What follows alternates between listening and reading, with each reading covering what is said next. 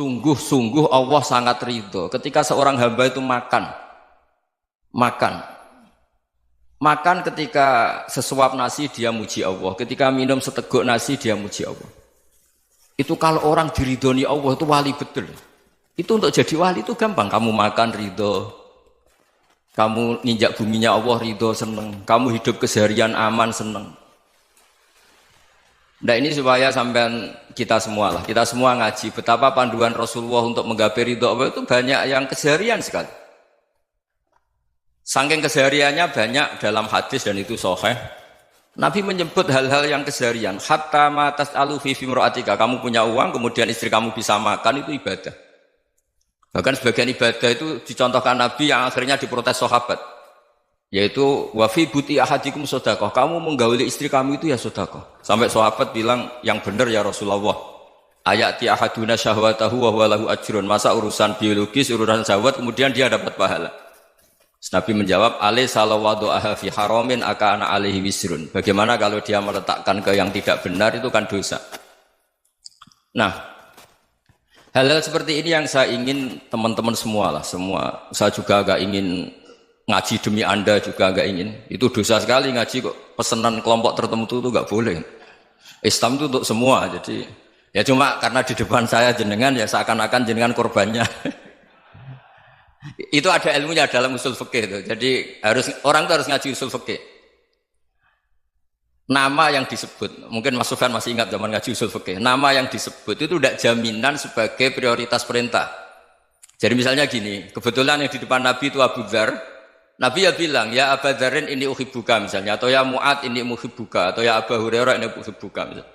Banyaklah riwayat yang Nabi nyebut ya Aba Dzarin, ya Mu'ad, ya Aba Hurairah. Kemudian misalnya Nabi meneruskan khitab, ini uhibbuka, saya mencintai kamu, fakul dubur sholatin, atau sebagian riwayat disebut falatadaan la dubura kulli sholatin, Allahumma inni ala dzikrika wa syukrika wa husni ibadatik.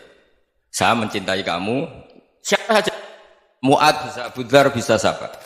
Saya mencintai kamu, mohon kalau habis sholat kamu jangan lupa wiridan Allahumma a'inni ala dzikrika wa syukrika wa husni ibadatik. Ya Allah, tolong kami permudah supaya mudah ingat engkau. Anda tidak bisa mentang-mentang, wong nama saya Parmin, nama saya Purnomo, itu yang diperintahkan Mu'ad misalnya. Jadi yang disebut satu, tapi khitab itu untuk siapa saja. Saya teruskan. Jadi saya mohon semua kita melakukan kebaikan itu kalau dalam kaidah fikih disebut al yakin la yuzalu bisyak. Banyak kebaikan yang kebenarannya itu 100%. Tidak punya efek samping ke pihak lain, ke kelompok lain, ke komunitas lain. Itu tadi misalnya Anda makan dan itu murah sekali, hanya butuh satu piring. Setiap punyaan kamu muji Allah, setiap minum kamu muji Allah. Itu redaksinya Rasulullah SAW disebut Allah sangat ridho ketika seorang hamba makan, kemudian dia memuji Allah. Atau minum, kemudian dia muji Allah. Logikanya gampang, negara seperti ini yang kamu harapkan bentuknya kayak apa, mertua, ipar, komunitas, tetangga. Itu nyata terjadi itu kan belum pasti. Sementara yang mesti terjadi adalah kamu butuh makan, kalau tidak mati. Butuh minum, kalau tidak mati. Butuh bumi yang nyaman ditempati, kalau tidak kita juga mati. Sebab itu Allah kalau menyebut nikmatnya itu hal-hal yang keseharian. Alladzi at'amahum min ju'. Allah itu siapa? Allah itu yang menciptakan kamu bisa makan. Tidak berlebihan. Allah itu yang menciptakan kondisi sosial itu ideal. Zaman Nabi itu ya ada orang munafik. Orang-orang pilihan Allah itu juga diuji orang sekelilingnya yang macam-macam. Semua diuji sesuai konteks zaman dan waktu. Nah, tapi ada ibadah-ibadah yang selalu disarankan Nabi. Sampai Nabi itu pernah ditanya, ayul islami khairun ya Rasulullah, Islam terbaik itu gimana? Jawaban Nabi itu unik. It'amut to'am. Islam terbaik itu ya makan-makan, jangan santai-santai. Ketika Allah menyebut beberapa kebaikan, falak tahamal aqobah wa ma adraka mal aqobah. Terusannya apa? Fakku raqobah. Terusannya apa? Au it'amun fi yaumin di masubaya, atau acara makan-makan itu juga Islam. Kenapa? Ya bayangkan kalau tidak ada makanan, kita mati kan? Kondisi sosial tidak ideal itu Anda masih gak apa-apa. Tapi kalau Anda tidak makan, Anda tidak minum, Kamu punya istri cerewet masih bisa hidup, punya mertua cerewet masih bisa hidup. Tapi kalau tidak makan bisa mati. Berarti penting mana istri sama makan? Penting mana? Makan. Semoga istri Anda dengar. Nanti kamu disuruh makan tapi pulang deh. Itu kalau dibahasakan makan masih memahami. Penting mana nasi satu piring dengan istri. Nggak ada nasi mati, nggak ada istri belum mati. Penting mana? Gak berani jawab kan? Nah, ternyata Anda ada garang kan di depan istri. Jadi saya mohonlah, mungkin Mas Sufyan Sauri tadi yang bisa bantulah. Teman-teman tuh ngaji yang keseharian saja. Karena kita nyari ridha Allah itu berdasar firman Allah. Dan firman Allah itu menyebut keseharian tuh riang, gampang. Yaitu tadi misalnya wa min ayatihi manamukum bil laili wan nahar. Termasuk ayat-ayat Allah itu kamu tidur. Maka dulu itu ada guyonan, ada tokoh Mu'tazilah, kelompok dalam Islam yang berpikir manusia itu bisa menentukan ikhtiarnya sendiri. Karena saya bisa duduk, ingin duduk, ingin berdiri, berdiri. Karena kelompok ini nggak terima kalau semua kehendak Allah, nanti bagaimana kalau semua kehendak Allah kok ada hisab ya, ada sanksi. Lucunya itu, dia akhirnya, ini cerita ya, mencintai seorang perempuan, cantik sekali. Dan itu dia menjadi ahli sunnah itu oleh hal-hal yang sepele. Karena istrinya cantik, ya namanya suami istri itu hubungan intim. Terus ditanya, Mas, masih ingin lagi? Masih. Silahkan diulang lagi. Wah ya tidak bisa. Katanya manusia bisa menentukan yang diinginkan. Itu tobat itu. Itu nggak bisa ditobatkan Mas Sufyan Ats-Tsauri. Orang cantik yang mudah nobatkan orang itu orang cantik. Segampang itu. Akhirnya kita tahu, makanya kalau dalam kitab Hikam itu disebut al-aqil mayyakul madza yaf'alu wa hubi wal ghafil mayyakul madza af'al. Orang yang punya akal karena sadar ini wilayah Allah, semua milik Tuhan. Itu dia tiap hari berpikir, besok Allah akan melakukan apa terhadap dunia ini. Kamu merencanakan sesuatu mau plesir, ternyata gempa. Mau wisata ke Rusia, ternyata perang. Kamu tidak pernah tahu apa yang akan terjadi besok. Wa ma tadri nafsum madza taksibu ghadan. Tapi anda semua kita ini sering punya jadwal permanen. Makanya saya kalau diundang siapa saja, sanad takdir. Yang jelas Gus ini acara penting. Ya masih acara penting nak pangeran ngersakno piye? Kowe ape dadi pangeran? Kamu kok mau jadi Tuhan? Itu kadang ya kiai. Penting Gus acara ini jenengan harus memastikan bisa. Loh kamu itu yang ngajarin tauhid, sesuatu itu biadillah kok bilang-bilang apa pasti. Kalau maksa terus tak tobatkan loh kamu kata saya. Ya kalau gitu Gus bilang insya Allah. Wah itu hati saya, fisik saya, roh saya sudah bilang insya Allah. Tidak usah kamu latih kata saya. Nah hal-hal tauhid keseharian itu gampang sebetulnya. Wal ghafil yaqulu madza af'al. Tapi orang yang lupa Allah dia setiap hari bilang besok apa? Kita bisa melakukan apa? Seakan-akan dia itu aktor, dia penting, dia subjek permanen, dia. Padahal kita ini hanya objek kehendak Allah Subhanahu wa taala. Karena kita yakin sesuatu yang terjadi di alam raya ini kita tidak bisa apa-apa. Makanya saya sering ngaji, sering bilang saya, ketika Anda mensifati Allah, dia yang menghidupkan. Sudah itu tanamkan, sehingga ketika kita mati, santai saja. Kenapa santai? Allah punya cara menghidupkan kita. Zaman kita hidup juga gak tahu caranya ngelola jantung, ngelola paru-paru. Kamu juga gak tahu ngelola oksigen yang tidak beracun, tidak mengandung polusi. Tahu-tahu hidup. Gak ingin tua ya tahu-tahu tua, gak ingin mati tahu-tahu mati. Selama ini kita hidup juga agak tahu apa sebetulnya. Hanya gaya tok, punya jadwal, punya planning. Kalau kamu bisa menentukan pilihan Anda, pasti Anda istrinya cantik, 4 neriman semua, kona'ah semua. Nyatanya enggak kan? Ada 1 jelek, cerewet. Oh itu kan, nyatanya enggak bisa apa-apa Anda kan? Dan kamu bawa mati lagi. Itu kan. Istri Anda juga gitu, punya keinginan, punya suami yang ganteng, yang jabat, yang riman, yang enggak poligami. Ya tidak kesampaian juga. Kalau kita ngitung tingkat kegagalan kita itu gagal terus. Ya kan? Nah, terus ingat Allah. Madza yaf'alu wa hubi.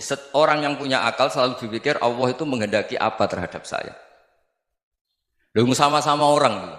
Ngelihat orang yang serius, itu kata Anda itu pemikir berat, serius. Senang punya tokoh yang merengut tuh, karena kamu anggap serius. Tapi sebagian orang anggap orang yang serius itu wong merengut, wong masam, wong muka kok ditekuk. Jadi sama itu hati ya muqallibal qulub tsabbit qalbi ala dinik karena kita enggak tahu cara berpikir kita tentang orang lain, tentang sekeliling kita. Misalnya kita orang baik yang jenis ngrumat fakir miskin. Ada orang bangun masjid mewah itu janggal. Apa artinya masjid mewah kalau banyak orang kelaparan? Tapi kalau yang jenis pendidikan apa artinya masjid mewah kalau tidak bisa ngaji? Nanti yang jenis infrastruktur apa artinya ini kalau semuanya punya sudut pandang yang berbeda-beda. Dan Islam mengapresiasi semua kebaikan. Tapi katakan semua kebaikan itu adalah kehendak Allah Subhanahu wa taala. Karena apapun baik Anda itu pakai fasilitas yang diberikan oleh Allah Subhanahu wa taala. Sehingga ini yang disebut qulillah tsumadarhum fi khawdihim yal'abun. Ya kembali tadi ke tema-tema bahwa keseharian Anda ini sudah Islami. Saat Anda tidak bisa melakukan apa saja. Saya sering ada jenazah, biasanya kalau tetangga meninggal saya sering disuruh ngelepas. Saya bilang orang ini baik. Karena sering ngelamun di rumah, sering nganggur di rumah. Ditanya sama anaknya, kenapa Gus nganggur baik? Ya kalau dia nganggur artinya juga agak berbuat sesuatu yang maksiat kan? Ya kan? Orang nganggur di rumahnya ya tidak bunuh orang, tidak maling, tidak korupsi, ya namanya nganggur di rumah. Lah cuma istri cara pandang nganggur gak menghasilkan uang itu. Tapi juga gak menghasilkan kriminal kan? Jadi sebenarnya Islam itu makanya kalau sampai ngaji usul fikih itu ada kitab usul fikih namanya Lubul Usul, itu terkenal sekali di pesantren itu. Itu kalau ngapresiasi keseharian itu luar biasa. Izma min mubahin illa wa yatahaqququ bihi tarku haramimma. Karena keseharian yang mubah saat Anda lakukan itu ada kehebatan yang luar biasa, yaitu meninggalkan haram. Makanya dulu banyak orang-orang alim ketemu temannya itu guyon sampai semalaman. Itu biasanya yang semangat Islam itu kiai kok tidak tahajud, kiai kok tidak witir. Orang yang sedang mapan uangnya banyak, malam itu tidak kelayaban itu sudah luar biasa. Melawan nafsu supaya tidak maksiat itu sudah luar biasa. Supaya lupa guyon sama temannya semalaman sampai subuh. Gejolak-gejolokan mengenang zaman miskin, zaman kuliah nggak jelas, zaman apa. Melihatnya jangan tarkut tahajud. Seperti ini meninggalkan tahajud, tapi meninggalkannya ini talkul muharramat. Jadi kayak apa hebatnya? Sehingga Imam Ghazali punya riwayat yang agak unik. Hatta takuna ibadatu akhiri hadil ummah iku an-naum. Sehingga suatu saat ibadah terbaik umat ini itu tidur. Itu kan riwayat kontroversi. Ketika Imam Ghazali saja, kenapa iya? Kenapa kamu mulai keluar dari rumah itu sudah banyak maksiat, melihat perempuan yang enggak mahram, melihat fenomena. Tapi kalau kamu tidur itu enggak melihat apa-apa. Tapi juga kamu jangan nganggap tidur itu ibadah betul. Saatnya melakukan fardu ain malah masih tidur. Tapi itu sudut pandang yang menjadikan kita Islam itu gampang. Jadi saat Anda tidak bisa aktivitas apa-apa, misalnya ada beberapa orang yang lumpuh. Lumpuh itu memang nggak bisa Jumatan, nggak bisa ibadah, tapi dia juga nggak bisa maksiat. Tidur itu memang Anda saat itu tidak bisa tahajud, tidak bisa witir, tapi saat itu ada zina, ada maling, tidak gosipkan orang, tidak bully orang, tidak menanamkan kebencian, tidak hasud. Sehingga tidur menurut Allah Ta'ala wa min ayatihi manamukum billaili apa? Wan-nahar. Karena di tidur itu selain ada unsur istirahat, jaga kestamina, juga ada unsur meninggalkan beberapa keburukan. Nah saya mohon ibadah yang keseharian ini kita jaga. Supaya kita semua baca ayat itu fasih. Fasih itu tertanam di hati. Allah itu siapa? Alladzi at'amahum min ju'i wa amanahum min khauf. Dan Allah kalau cerita di Quran itu anna sababnal ma'a sabba thumma syaqaqnal ardha wa syaqqa fa ambatna fiha habba wa inaba wa qadba wa zaituna wa nakhla wa hadaika hulba. Kamu tahu saya ini siapa kata Allah? Saya ini adalah Tuhan yang menurunkan air. Kemudian ada tanaman banyak. Habba wa inaba wa qadba, ada zaitun, ada tin, kalau orang Jawa mungkin ada tela, ada padi, ada mangga, ada pisang. Sudah. Wa inaba wa zaituna wa nakhla wa hadaika hulba. Ada perkebunan yang lebat. Tujuannya apa? Mata Allahkum, silahkan kamu pakai, kamu nikmati. Tapi karena kadang kita ini punya ide-ide besar. Tadi untuk syukur saja nunggu punya istri riman, rumah baik, tetangga baik, komunitas baik, semuanya baik baru syukur. Lama-lama nanti ada di surga, syukurnya nunggu surga paling kelas A. Itu sudah ada yang menghuni Rasulullah, kamu nggak boleh di situ. Masa untuk syukur saja? Repotnya Masya Allah. Jadi mohonlah Quran yang kalau Anda hafalkan juz sama itu kan ada ayat-ayat yang kayak tadi. Ya, fal yanzuril insanu ila ta'ami. Coba lihat. Apa yang kamu makan ya? Dari mana? Dan untuk mempertahankan hidup kamu keseharian. Jadi jangan kira ibadah itu harus membentuk komunitas yang versi Anda. Ibadah itu harus yang hal yang mulu-mulu. Kesehariannya Anda alami. Loh ini saya tidak bikin-bikin. Saya ngaji bukan karena berdasar pesanan. Itu ayat yang saya baca kan betul ada ayatnya kan. Fal yang dzuril insanu ila tu'ami. Anna soba penal ma'a sobba. Thumma syaqaqnal ardo syaqqa. Fa'ambasna fiha habba wa inabau wa qodba. Wa zaitunau wa nakhla wa hadaika ghulba. Terusannya apa? Mata'al lakum. Silakan kamu nikmati. Mata itu silakan kamu nikmati. Ya kayak sampean dikasih hidangan ya makan. Ya sudah makan. Habis makan ya minum. Habis itu ngantuk ya tidur. Ya sudah normal-normal saja. Kayak apa indahnya Islam. Tapi Anda mencari Islam yang gimana lagi? Nah itu yang diajarkan guru-guru kita, diajarkan sanad kita sampai Wali Songo, sampai Rasulullah SAW. Bahwa pada akhirnya ada jihad, ada perang. Itu dulu memang perang, bukan membunuh. Beda. Dulu kita dijajah Belanda ya perang, dan itu normal karena kita dijajah. Jadi ketika orang lain ingin baik sama kita, wa in ahadum minal musyrikin astajaroka ya fajirhu hatta yasma'a kalam Allah. Kalau mereka ingin baik ya kita baik.